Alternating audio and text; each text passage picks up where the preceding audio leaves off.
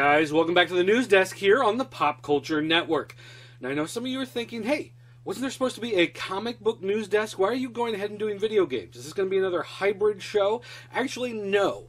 I am working on retooling the comic book news desk just a little bit. Hopefully, it will be back in time for next week.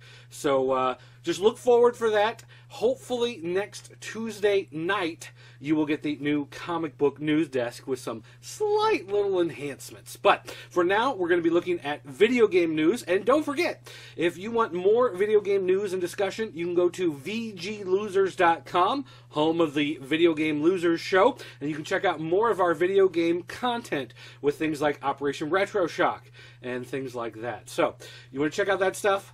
Love to have you stop by there. Let's talk some video game news here first. Nintendo announced that the 3DS had indeed sold 4.5 million units in the United States. It has outperformed the DS, which has a lot of people scratching their heads. They said, I thought this system was supposed to be a failure. Apparently not. It's actually doing pretty good now that they've dropped the price.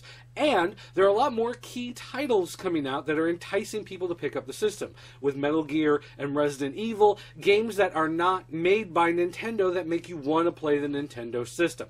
So good for them, and hopefully they can make more Skylanders because those are crack, and I want a whole lot more of those. Next up, a Marvel executive was giving an interview to the Hollywood Reporter, and he came forward to say, let's see, who is this guy? Game Production VP TQ Jefferson.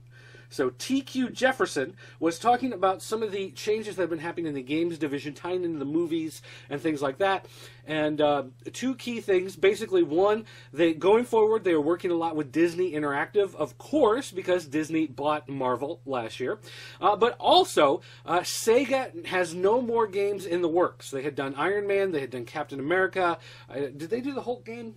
I don't remember. But regardless, no more Marvel games from Sega. So if you really liked last year's Captain America, and a lot of people did, thought it was a really good game, well, then sorry, but you are not going to get a sequel to that game coming from Sega. Kind of a shame, though, because Sega actually did a pretty good job on a lot of those games. Let's see. We had the Independent Games Festival, and the winners of this year's Independent Games Festival: Excellence in Visual Art, the winner was Dear Esther, a game that we talked about on the Video Game Losers Show. For Technical Excellence was Antichamber. Excellence in Design was Spelunky. Excellence in Audio was Botanicula. I guess that's how you pronounce that, Botanicula. Best Mobile Game was Beat Sneak Bandit. That one I didn't see coming. The Nuovu Award, it's... You can see it there. I don't know how you pronounce that. That award went to Storyteller. And the Seamus McNally Grand Prize actually went to Fez. So, you're a fan of those games. They got some recognition. And if you haven't played those games, well, you probably should. They gave them an award, so they might actually be pretty good.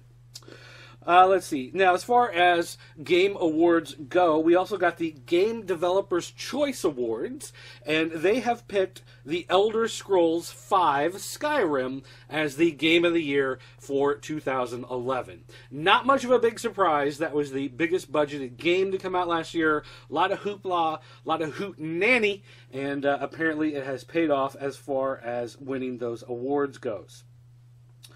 And finally, last piece of really interesting news here. There's a new Angry Birds game coming out. I know you're thinking, who cares? It's Angry Birds. Hey, they're fun little physics games, and they're, a lot of fun to play. But the new Angry Birds is actually going to be set in space.